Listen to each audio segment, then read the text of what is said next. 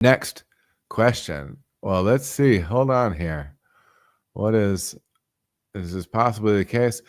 Brookside Brewing, new channel member. Next question comes from you, man. Hello, Adam. I hope you are well with the news from last week. I have a question for you. The owners of the brewery I work at are opening a third restaurant. They informed me that they expect me to fill the 12 taps at the brewery and an additional 12 taps at their other spots. Here's the rub. I have a 5-barrel brew house and only 25 barrels of fermentation space, 3 5-barrel fermenters and 1 10-barrel. Do you think that is even possible without quality suffering? I don't think I can. How do I have that conversation? And then I asked for some follow-up stuff about what he typically brews and tank residency time. And he said, typically, ales are in the tank for 14 to 16 days and about 30s for lagers if we can. We've been experimenting with Kvike strains to turn ales faster, but still in the early stages of the experiment.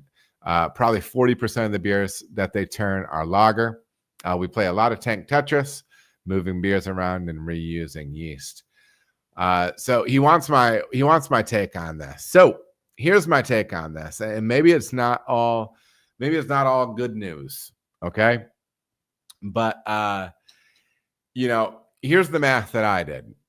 If you go to making all ales, what you can do is produce about 650 barrels of beer per year, because you can make 25 barrels every 2 weeks.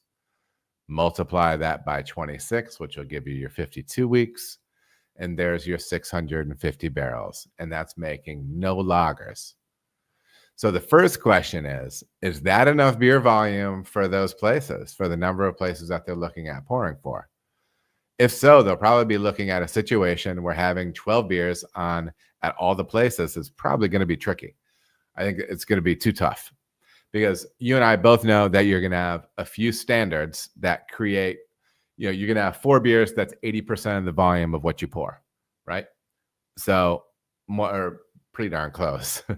So, you're going to have some beers that are big movers and then others that kind of sit around a little bit.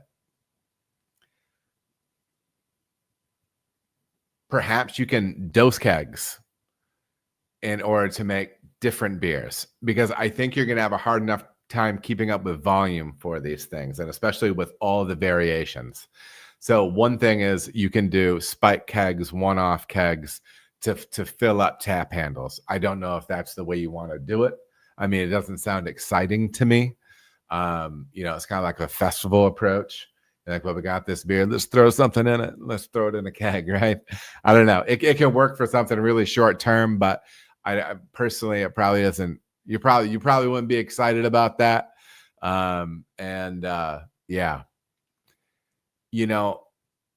I know plenty of places that do things like this. Maybe you can dose up kegs to make different beers. I know places that have 7 variations of the same beer on tap. Doesn't sound compelling to me from a creative standpoint. You know what I mean? But I guess you do what you got to do to get things going. But you could, and so here. I think you're gonna have some open taps, man. I think you could potentially use some of the unused tap space for draft cocktails. I know we've done it at some places, and it's been a good business move. I know Sonder is running, like their margarita cocktails that work well through the tap. You can fill up that space. The plus side is it's a quick service way of doing that. You can free your bartenders up to serve more drinks faster. You never know. A lot of folks are doing stuff like that, but it might be a tough sell, man. And I wish I had good news for you and a quick solution on it. Maybe the Kvike thing will help. But one thing to look out with the Kvike stuff, I know you can burn beers faster with that. But just because you can, it doesn't mean that the beer is as good at 7 days when you can potentially put it on tap, as opposed to 14 to 20 days. But anyways, that's my take. So I think, how do you have that conversation? I've been pissed about conversations like that sometimes when I have somebody ask me something that I think is to do something that I think is unreasonable, but I have to have a calm bullet point list of what you can do and why, and show them this is what you can do, show them the math, and then see what can be tricky about it, and then offer solutions and have a conversation. Don't come empty-handed. Try to help them fix the problem, right? So just from a job standpoint, career standpoint, that's my approach on it. Go in, avoid getting angry about something or shooting your mouth off about something. Speak simply, speak the truth, and try to make a productive conversation, right?